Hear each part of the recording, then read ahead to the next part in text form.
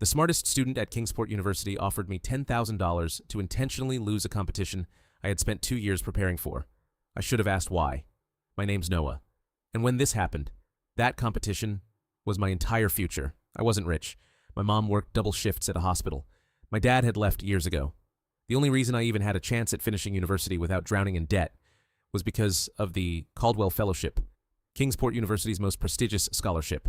The winner received full tuition for the rest of their degree, a paid internship, and a guaranteed job after graduation. One winner, thousands of applicants. Second place got absolutely nothing, not a discount, not a backup prize, nothing. For 2 years, I worked toward that scholarship. While other students were partying, I was studying. While everyone else was sleeping, I was practicing. Every decision I made revolved around that competition. Then, 3 weeks before the finals, Emily Harper sat across from me in the university library. Everyone knew Emily.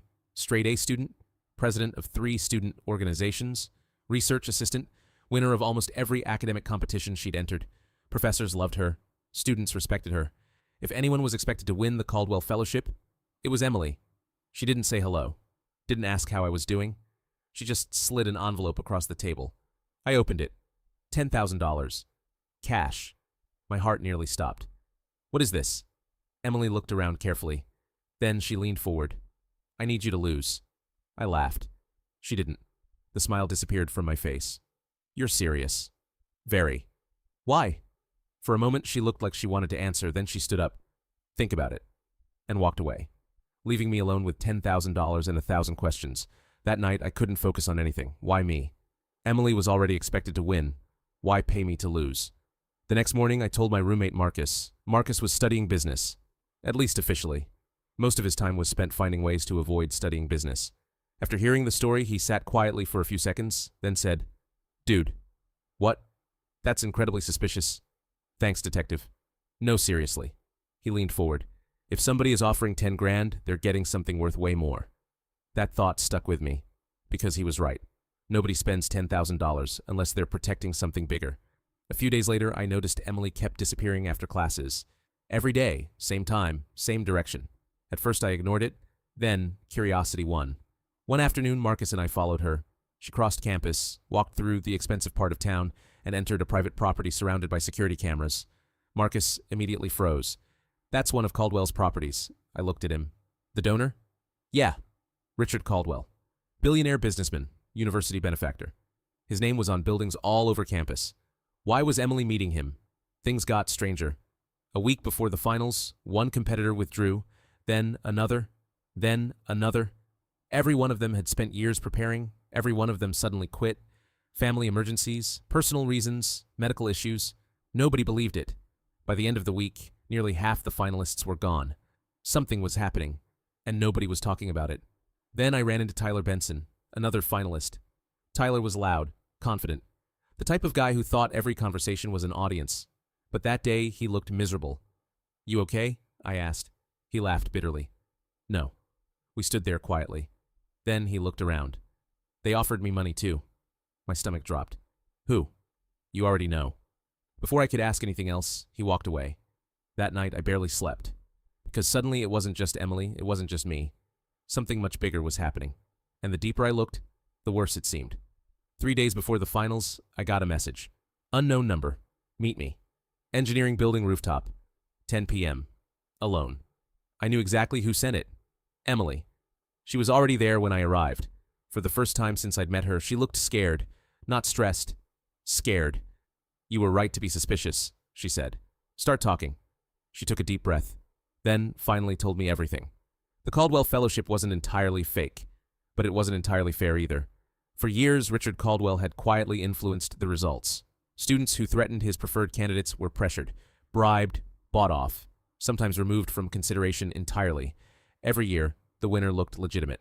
Every year, Caldwell got the outcome he wanted. I stared at her. You were part of it? She looked away. At first. Then she handed me a flash drive. Inside were emails, payments, private messages, meeting schedules, records going back years, enough evidence to destroy careers, enough evidence to expose the entire system. Why are you giving this to me? I asked. Emily laughed softly. Because you're the only finalist who refused the money. The morning of the competition, Kingsport University's largest auditorium was packed. Students, professors, journalists, Sponsors. Richard Caldwell sat in the front row, confident, relaxed, untouchable. Or at least he thought he was. Because 1 hour before the competition started, copies of the evidence had been anonymously sent to multiple news organizations, university administrators, law firms, and government investigators. The event began normally. Then phones started buzzing, one after another, then dozens, then hundreds. People were reading messages, checking news articles, whispering. The atmosphere changed instantly. Confusion, shock, panic. Administrators rushed backstage. Sponsors started leaving. Journalists began making calls. And, for the first time all morning, Richard Caldwell looked nervous. Then, his phone buzzed. He checked it. His face went completely white. The competition never finished. Investigators arrived before the final round even began. University officials shut everything down. Reporters surrounded administrators. Lawyers appeared seemingly out of nowhere. And suddenly the most powerful man connected to Kingsport University wasn't untouchable anymore. The investigation lasted months. Several officials resigned. Programs were restructured. Policies were rewritten. The fellowship was rebuilt from the ground up. And for the first time in years, the competition became genuinely fair. I never won the Caldwell Fellowship. Nobody did. That year's competition was officially canceled. But something funny happened afterward. When the story became national news, people started paying attention. Not to Caldwell. To the students who exposed him. Universities reached out. Companies reached out. Scholarship organizations reached out. One offered to cover the rest of my tuition. Another offered a paid internship. A third offered both. My future ended up changing completely, just not in the way I expected. The last time I saw Emily was at graduation. Students were celebrating.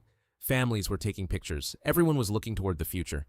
She walked over and smiled. "So," she said, "worth more than $10,000? I looked around, at everything that had happened, everything we'd uncovered, everything we'd changed.